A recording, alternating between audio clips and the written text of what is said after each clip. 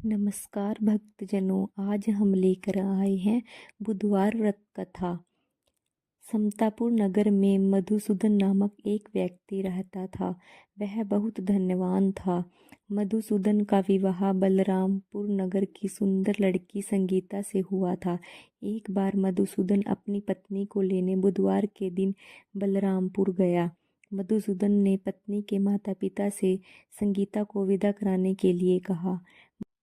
माता पिता बोले, बेटा आज बुधवार है। बुधवार को किसी भी शुभ कार्य के लिए यात्रा नहीं करते। लेकिन मधुसूदन नहीं माना। उसने ऐसी शुभ अशुभ की बातों को न मानने की बात कही।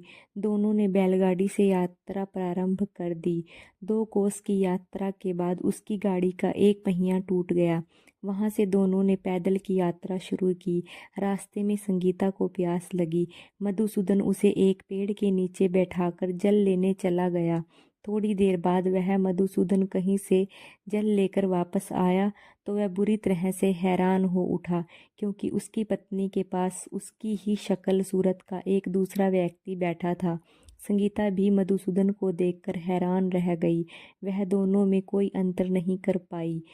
मधुसूदन ने उस व्यक्ति से पूछा, तुम कौन हो और मेरी पत्नी के पास क्यों बैठे हो?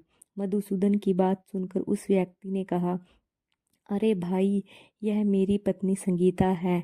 मैं अपनी पत्नी को ससुराल से विदा करा कर लाया हूँ। लेकिन तुम कौन हो जो मुझसे ऐसा प्रश्न कर रहे हो? मधुसूदन ने कहा, तुम जरूर कोई चोर या ठग हो। यह मेरी पत्नी संगीता है। मैं इसे पेड़ के नीचे बैठाकर जल लेने गया था।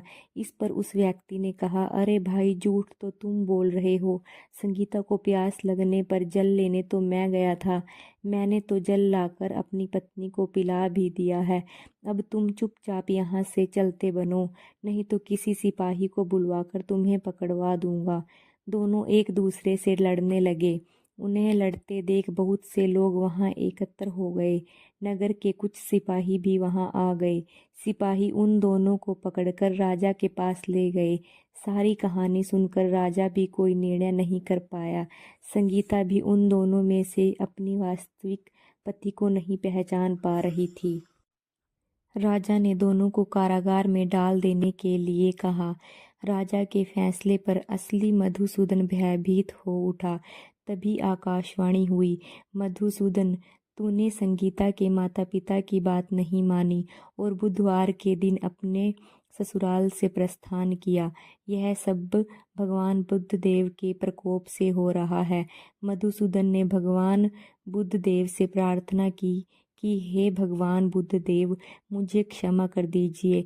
मुझसे बहुत बड़ी गलती हुई। भविष्य में अब कभी बुधवार के दिन यात्रा नहीं करूँगा और सदैव बुधवार को अपना आपका व्रत करूँगा।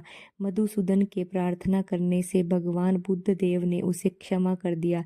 तभी दूसरा व्यक्ति राजा के सामने से गायब हो गया। राजा और दूसरे लोग इस चमत्कार को देख हैरान हो गए। भगवान बुद्ध देव की इस अनुकंपा से राजा ने मधुसूदन और उसकी पत्नी को सम्मानपूर्वक विदा किया।